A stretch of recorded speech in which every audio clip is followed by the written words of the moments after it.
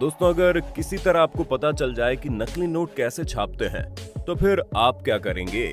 आप में से कई लोग सोच रहे होंगे, अगर ऐसा हो गया तो हमारी बल्ले बल्ले हो जाएगी। लेकिन असल में ये इतना आसान भी नहीं है। नकली नोट छापना अपने आप में एक कला है और ये हर किसी के बस की बात नहीं। दोस्तों, भले ही आज कितनी भी टेक्नोलॉजी आगे आ गई हो, लेकिन नकली नोट छापना मतलब दुनिया के बड़े से बड़े इंजीनियर को मात देने जैसा है। दोस्तों, आपके मन में ये सवाल कभी न कभी तो जरूर आया होगा कि आखिर नकली नोट छपते कैसे हैं और इन्हें कौन बनाता है, और इंडिया में ऐसे कौन से लोग हैं जो सरकार की नजरों से बचकर नकली नोट छापते हैं। तो दोस्तों, आज के वीडियो में हम आपको वो सारी जानकारी देंगे जो इससे पहले शायद ही आपको पता हो, इसलिए हमारे साथ अंत तक जरूर बने रहिए। लेकिन इससे पहले हम आपको बता दें, FATF financial action task force ने 2013 में एक रिपोर्ट जारी की थी, जिसके मुताबिक नकली नोट छापने के मामले में भारत दुनिया में 9वें नंबर पर आता है। और तो और एक रिपोर्ट के मुताबिक इंडिया में चल रहे 2000 के नोट में 56% नोट नकली है। इसका मतलब अगर आपकी जेब में 2000 के 4 नोट मौजूद हैं, तो हो सकता है उसमें से 2 नोट नकली हों। लेकिन आप बिल्कुल घबराइए मत, इन नोटों से आप मार्केट में सामान खरीद सकते हैं, क्योंकि नकली नोट छापने वाले लोग आम इंसान से कहीं ज्यादा चालाक होते हैं।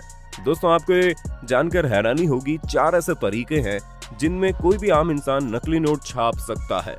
लेकिन क्या ये मुमकिन है? खैर, इसके बारे में हम आगे बात करेंगे। इससे पहले जान लेते हैं आखिर हमारे देश में नोट छापने का इतिहास कितना पुराना है। दरअसल हुआ यूं कि 1938 में पहली बार RBI को महसूस हुआ कि उन्हें इंडिया के लिए नोट छापने चाहिए, और फिर इंडिया में पहली बार 1938 में नोट छापे गए।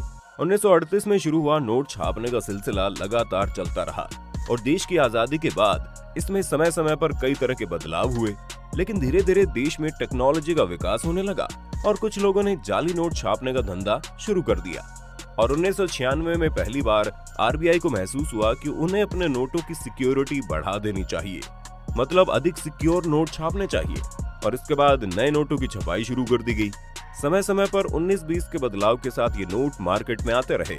लेकिन 2000 के बाद कंप्यूटर का जमाना आ गया और धीरे धीरे टेक्नोलॉजी बहुत तेजी से आगे बढ़ने लगी, इसीलिए मार्केट में जाली नोटों की संख्या भी बड़ी तेजी से बढ़ने लगी। इसी चीज को ध्यान में रखकर 2016 में पहली बार हमारे प्रधानमंत्री नरेंद्र मोदी जी ने 500 और 1000 रुपए के नोट ही बंद कर दिए। इस तरह मार्केट में घूम रहे 1000 और 500 के जाली नोट अपने आप ही खत्म हो गए, और इस तरह मार्केट में नए 500 और 2000 के नोटों की एंट्री हो गई। इन नोटों पर सिक्योरिटी के लिए कुछ एक्स्ट्रा फीचर बनाए गए थे, जैसे कि नया 500 का नोट पुराने 500 के नोट के मुकाबले साइज में छोटा था, और इस पर सी थ्रू रजिस्टर भी लगाया गया है। इसका मतलब अगर इस नोट को लाइट के सामने लाया जाए तो यहाँ पर 500 लिखा हुआ दिखाई देगा। लेकिन हमारी RBI केवल यहाँ थोड़े रुकने वाली थी, उसने ठीक इसी सी थ्रू रजिस्टर के नीचे लेटेंट इमेज भी लगा दी, जिससे अगर कोई इंसान 500 के नोट को 45 डिग्री एंगल पर घुमाकर देखेगा तो वहां पर 500 लिखा हुआ दिखाई देगा। इसके अलावा पुराने नोट की तरह इसमें भी गांधी जी के वाटर मार्क को ऐड किया गया। इसलिए दोस्तों, आपने अक्सर देखा होगा कि दुकानदार 500 का नोट लेते समय इसे ऊपर नीचे करके देखता है, ताकि ये सारे फीचर दिखाई दे और वो तसल्ली करके उस नोट को ले ले। दोस्तों, आपको ये जानकर हैरानी होगी कि RBI ने इन नोटों को कुछ इस तरह से डिजाइन किया है कि बिना आंखों वाला व्यक्ति भी इन्हें आसानी से पहचान सकता है। दरअसल 500 के नोट पर दोनों तरफ कुछ लाइंस बनी होती हैं, जो बिल्कुल 3D लाइंस की तरह होती है, इसलिए इन्हें छूकर भी आसानी से पहचाना जा सकता है। इन सब के अलावा लास्ट में एक ऐसी चीज आती है जिससे बिल्कुल क्लियर हो जाता है कि नोट असली है या नकली। 500 के नोट में लेफ्ट साइड में बिल्कुल छोटे छोटे अक्षरों में 500 इंडिया लिखा होता है, जिसे माइक्रो लेटर्स कहते हैं।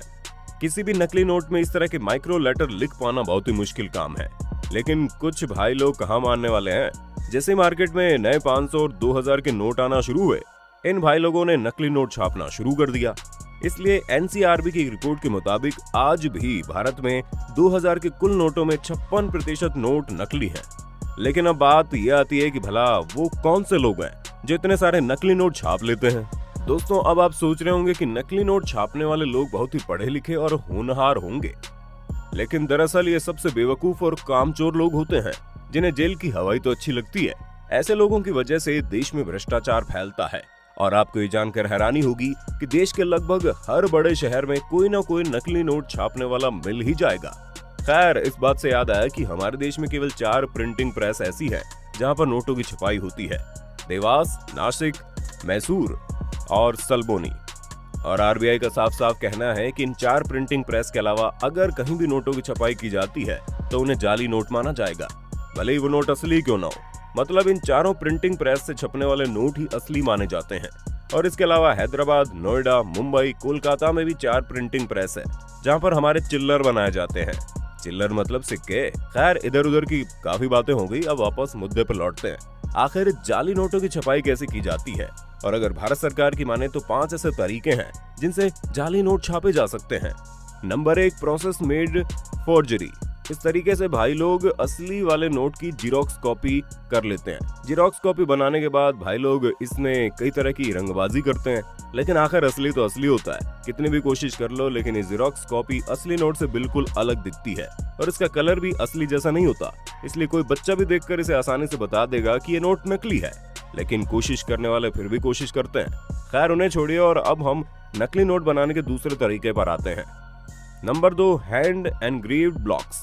दोस्तों, अक्सर आपने शादी विवाह के कार्ड बनते समय इस टेक्निक को देखा होगा।